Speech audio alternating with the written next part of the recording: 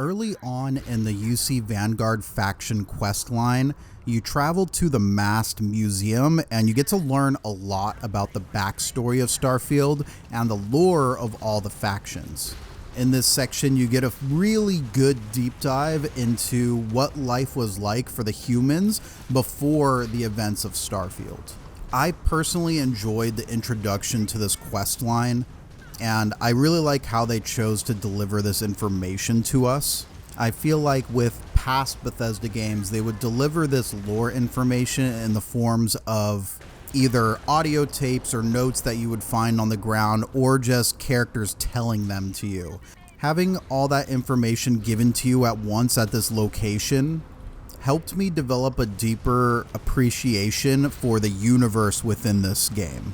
So in this video, I'm going to show you this location in its entirety. So if you're looking for a little bit of a backstory before you jump into this game, I think this is going to be the perfect video for you. This place offers very minimal spoilers for the story of the game. So if you don't have the game yet, you'll still, find something here.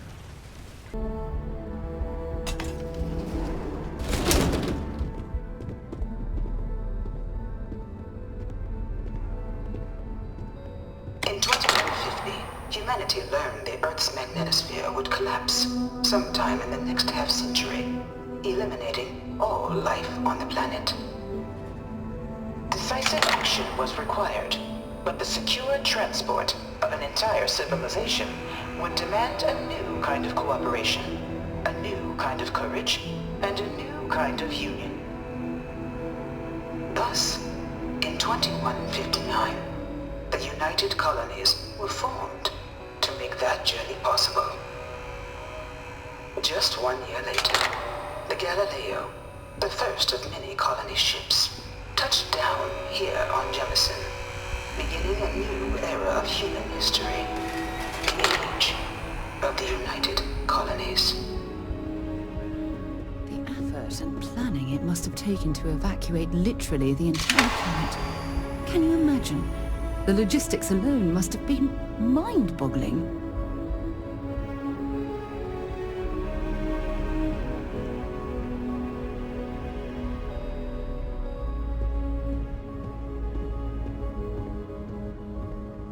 From their foundation, the United Colonies strove to provide all their citizens with opportunity, security, and peace.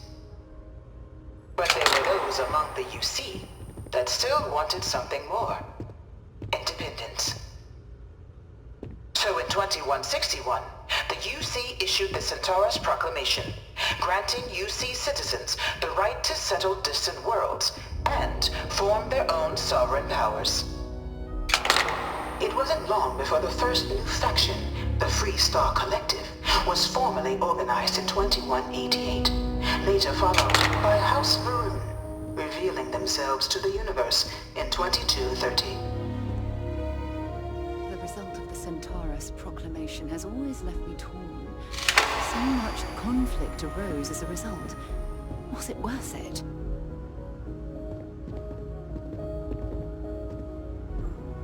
It was only in 2230 that the faction known as House Varoon first made contact with the rest of the settled systems.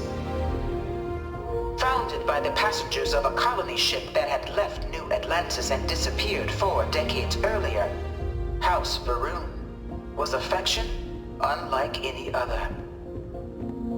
A theocracy dedicated wholly to the beliefs of its isolationist founder, Janan Varoon. House Varoon initially made overtures of peace towards the rest of the settled systems. They claimed their only intention was to spread the word of their god, the Great Serpent.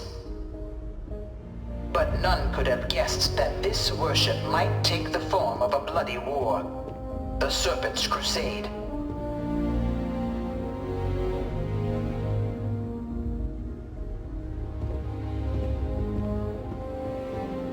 The Freestar Collective was initially founded in 2188, when the citizens of Aquila banded together with the pleasure city of Neon in mutual defense.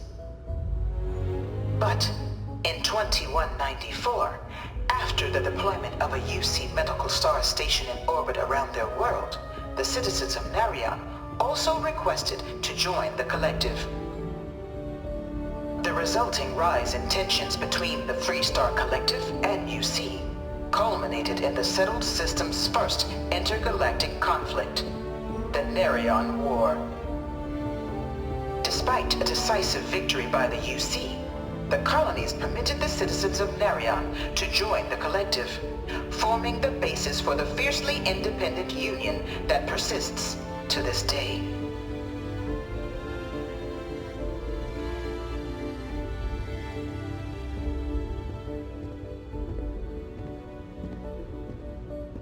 Beginning in 2240, House Varun forces declared all-out war on the rest of human civilization, initiating the Serpent's Crusade. Over the next 23 years, thousands of Freestar, UC, and independent souls were killed by agents of House Varun in the name of their Serpent God. It was only with the death of their founder in 2263 and the succession of his heir Jarek that House Varun finally sued for peace. There remains, however, select members of House Varun who refuse to recognize the cessation of hostilities their leaders established. Even after House Varun's mysterious disappearance, these zealots remain a threat to all who encounter them. Their pacification, a goal of all space.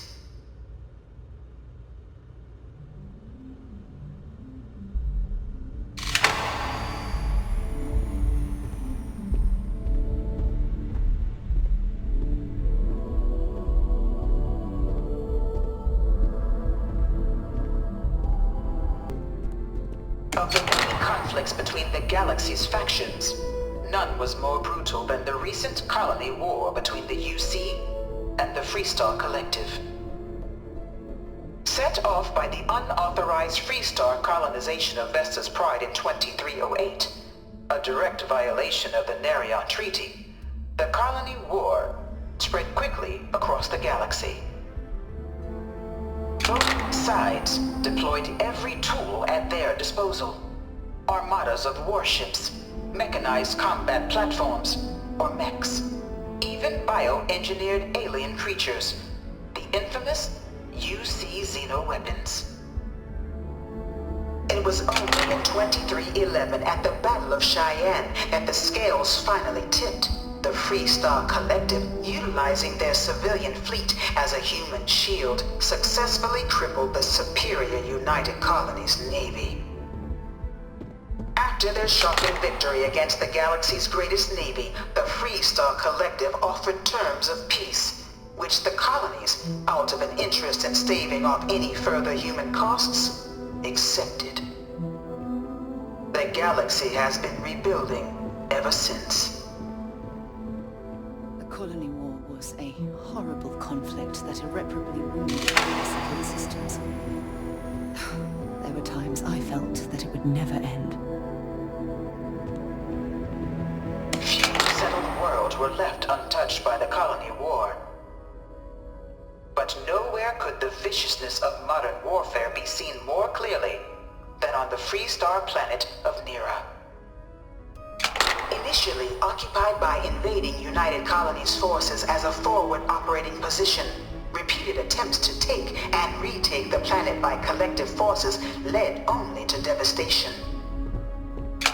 Swaths of the world were transformed into scorched husks, a nightmarish testament to the depths of human ingenuity and human cruelty. And today, Nira remains a continuing reminder to the horrors of unfettered war.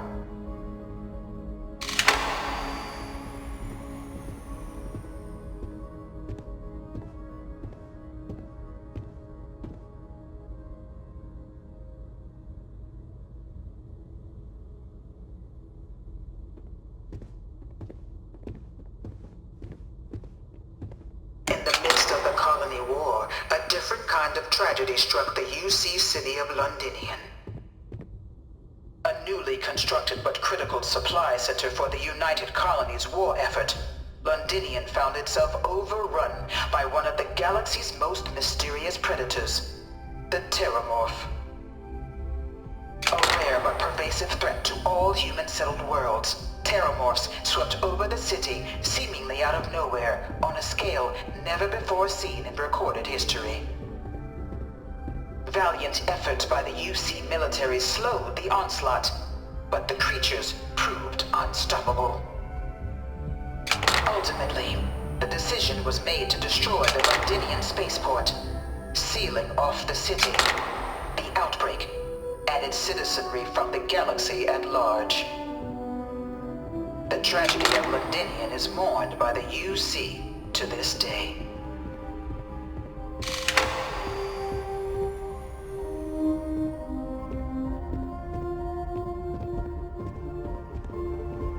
I really hope this is just a phase. All 4 of my last science papers have been on terramorphs.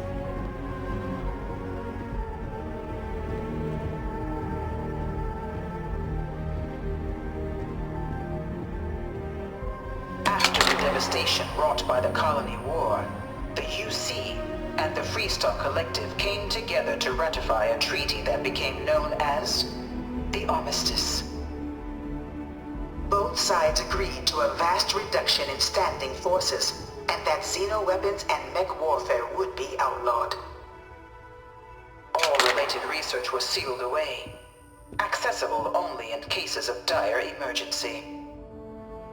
But the Collective had another demand, that the active commanders of the UC military stand trial for their actions.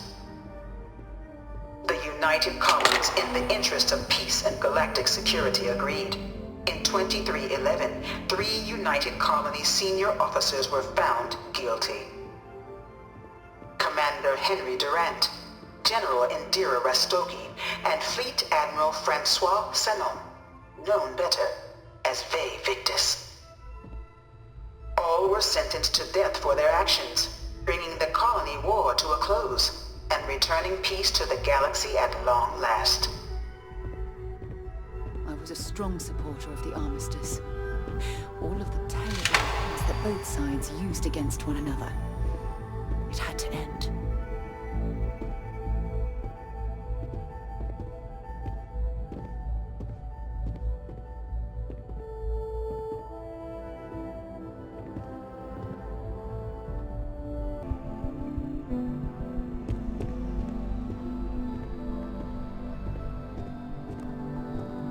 It was into this new world that the Vanguard was born.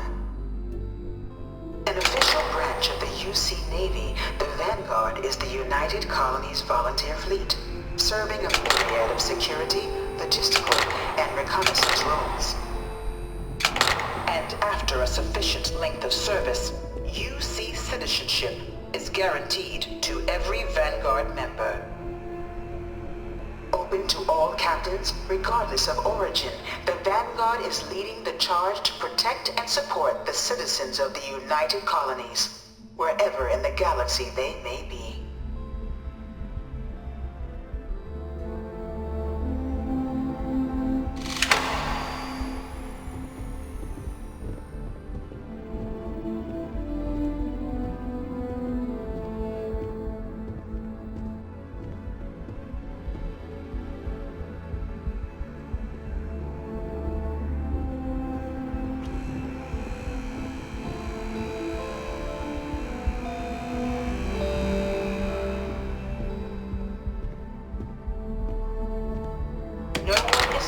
A United Colony citizen. Only through service to the UC can one hope to earn one's citizenship. But the UC prides itself on taking care of its people. Cost of living controls mean citizens pay less than their foreign counterparts for needs big and small. All citizens are issued a grant upon joining to get themselves on their feet. And only UC citizens have the opportunity to purchase property, getting the chance to live in one of the most beautiful cities in the settled systems. By joining the Vanguard today, you too can begin earning your place here, in the heart of galactic civilization, as a citizen of the United Colonies.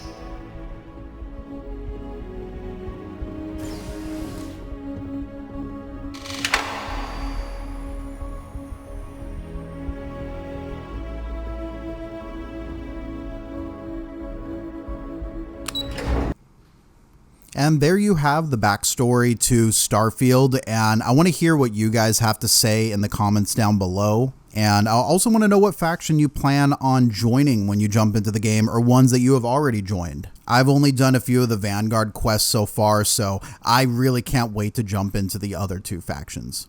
But anyways, that's going to do it for this video. Thank you guys for checking it out, and I'll see you in the next one.